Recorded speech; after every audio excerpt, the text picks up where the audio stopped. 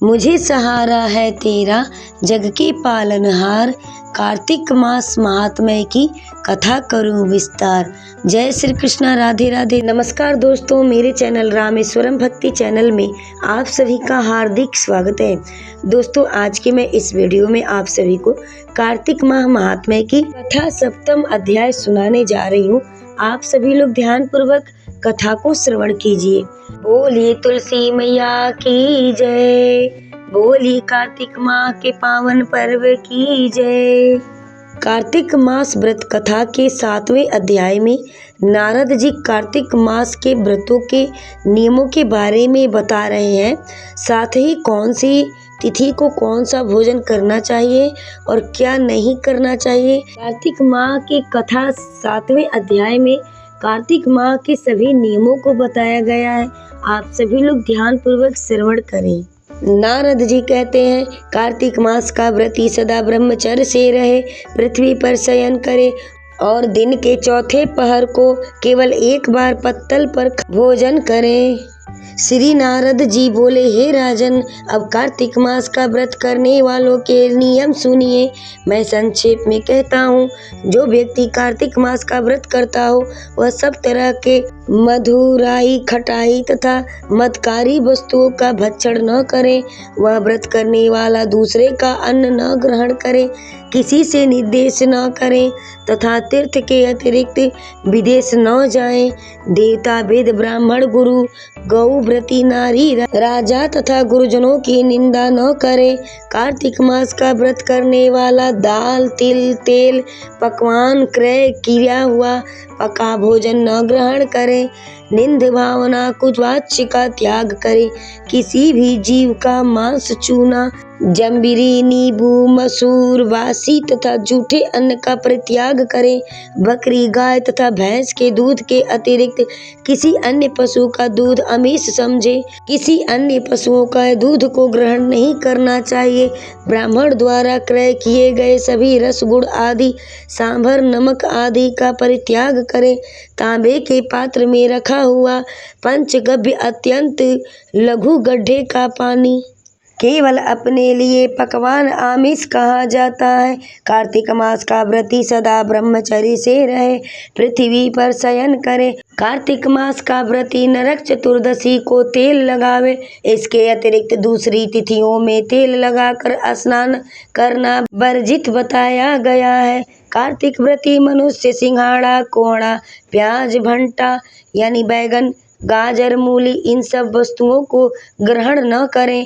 लौकी, बैगन, कद्दू, कटेरी का फल, तरबूज तथा कैत इनको कार्तिक मास का व्रती को नहीं खाना चाहिए। व्रती मासिक धर्म के समय स्त्री से, चांडाल, पापी, ब्राह्मण, दोषी और नास्तिकों से संभाषण न करें, उनसे ज्यादा वार्ता न करें। उपयुक्त मनुष्यों, कुत्तों तथा कौओं द्वारा दृष्ट पका भोजन, सूतक के समय का पका भोजन, 2 बार पकाया हुआ जला अन्न न खाएं। अपनी शक्ति के अनुसार भगवान विष्णु की प्रसन्नता हेतु करें और पूर्व वर्णित नियमों का पालन करें।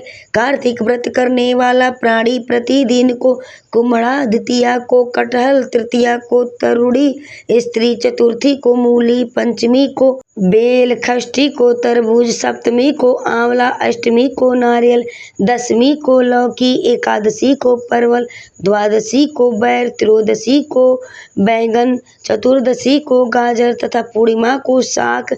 ये वस्तुएं इन सभी तिथियों में न खाएं और रविवार को आंवला का भक्षण न करें।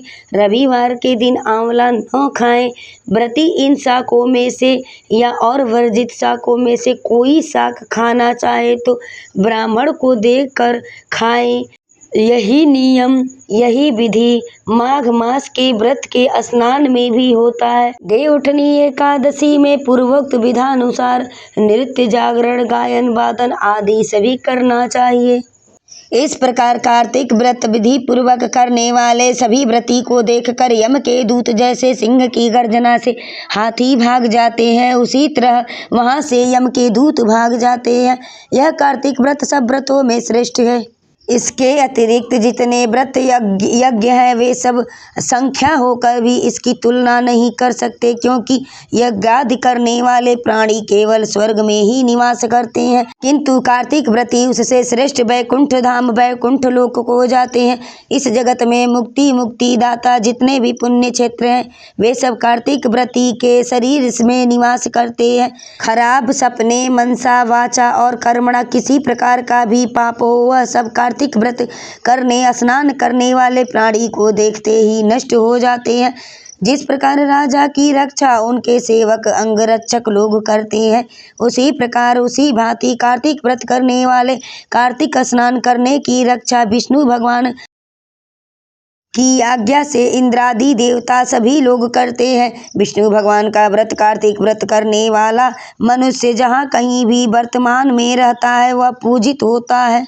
वहाँ पर उस स्थान पर ग्रह भूत और पिशाच आदि कोई भी नहीं रहने पाते, नहीं टिकते हैं। विधि विधान सहित कार्तिक व्रत करने वाले कार्तिक स्नान करने वाले मनुष्य के पुण्य का वर्णन चार मुख वाले ब्रह्मा जी भी कहते हैं, समर्थन करते हैं। यह विष्णु कार्तिक व्रत संपूर्ण पापों का नाश करने वाला व्रत है। पुत्र पौत्र धन तथा धान्य को अन्न करने वाला है, देने वाला है। यह कार्तिक व्रत जो मनुष्य करता है उसको तीर्थ के बराबर पुण्य मिलता है। तीर्थ में जाकर के सेवा करने से भी उच्चतम पुण्य फल की प्राप्ति होती है।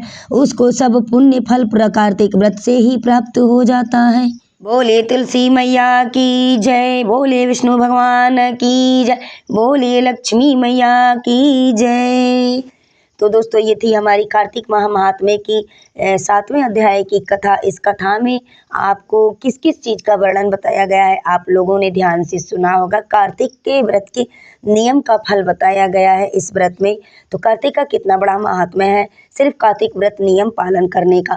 दोस्तों अगर हमारी कथा वीडियो आपको अच्छी लगी हो तो चैनल को सपोर्ट करिएगा, सब्सक्राइब करिएगा, वीडियो को लाइक करिएगा, शेयर करिएगा, कमेंट्स बॉक्स में जय माँ तुलसी, जय श्री हरि विष्णु अवश्य ही लिखिएगा। दोस्तों हमारे चैनल पे आपको हर प्रकार की कथा कहानियाँ मिलती रहेंगी। आप हमारे चैनल पे जाकर के बेल आइकन की नोटिफिकेशन को ऑन कर लें। दोस्तों वीडियो में बने रहने के लिए आप सभी को मेरे तरफ से दिल से धन्यवाद।